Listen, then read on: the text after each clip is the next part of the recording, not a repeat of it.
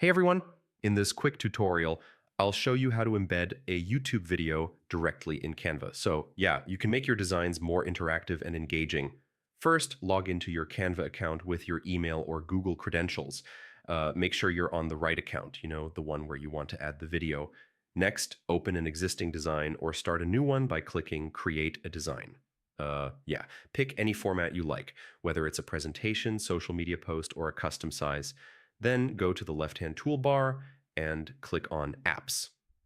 Canva has an entire section of apps and integrations, and this is where the YouTube option lives. Type YouTube in the search bar and select the YouTube app. This will let you paste a video link and embed it directly into your design. Super handy. Now, paste the YouTube video URL in the input field and click Add to Design. You can then move, resize, or position it anywhere on your canvas. Yeah, pretty simple. And that's it. You've successfully embedded a YouTube video in Canva. Now your designs can include videos, which is perfect for presentations, social posts, or interactive projects. Don't forget to save your work and, oh yeah, hit subscribe for more quick Canva tips.